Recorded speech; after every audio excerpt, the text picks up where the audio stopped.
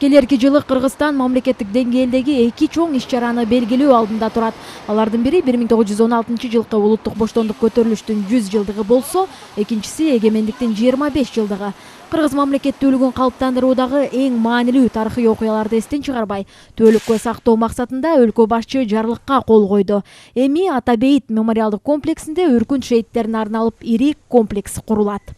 Комплекс Кыргызстандын эркиндиги жана эгемендиги үчүн жанын берген инсандардын жаркын элесине таазим этүүнүн, ошондой эле ар кандай тарыхый доорлордо мамлекеттүүлүк идеясын туу тутуп, аны ишке ашырган элибиздин эрдиги, каармандыгы менен сыймыктана турган жер болушу керек. Бул мемориал өткөн кылымдын 20 жана 30 жылдарындагы сталиндик репрессиячыл режимдин курмандыктары болгон Абдрахманов, Айдарбеков, Исакиев, Айтматов жана башка көптөгөн инсандардын сөөгү массалык түрдө көмүлгөн жерде 2000 жылы негизделген.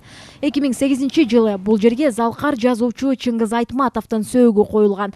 2010 жылы комплекстин аймагында апрель элдик революциясынын жүрүшүндө курман болгондордун жаркын элесине арналып мемориал курулган. Эгерде өтмүштү билбесек, эгерде бабалардын эркиндик үчүн күрөшүн биз таамай, таасын музейдин тили менен, ушундай ажайыпканалардын тили менен көрсөтө албасак, анда болочокто урпактарга биз эмнени айтып бере алабыз? Ошон үчүн мына Атабейит комплексинин жаңы деңгээлде түзүлө тургандыгы бардыгыбызды, өзгөчө тарыхчыларды кубанта турган эле нерсе.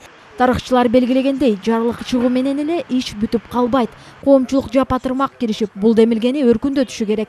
Мамлекеттүүлүгүбүздү куруудагы башка тарыхый доорлорду да Атабейит мемориалдык комплексинде чагылдыруу жүйөлүү болот деп айтылат жарлыкта. Жарлыкка ылайык өркүндө курман болгондордун мемориалын 2016 жылдын августуна чейин куруп, комплексти улуттук деңгээлдеги Атабейит тарыхый мемориалдык комплекси кылып кайра түзүү зарыл. Шейит кеткен өзүбүздүн ата бабаларыбыздын сөөгүн мейли бир адамдын сөөгү болсо дагы символикалык түрдө ошол жерге коюп, мемориалдык комплекс ачып койсок, бул анда кыргыз элинин бир мындай ыйык жерине айланып калат да. 16 жылдагы окуянын дагы мемориалдык комплексин куруу менен бирге анын ушунчалык мааниси дагы зор болосо чоңоюп атат да. Аябай зор кичинекей карабайт. Комплекстин жаңыртылышы 1916 жылдагы улуттук боштондук көтөрүлүшү Кыргыз мамлекеттүүлүгүнүн тарыхында өзгөчө мааниге ээ болгондугун далилдейт. Альбина Сулайманова, Азамат Кыдыр Токтоев, Коомдук 1 канал.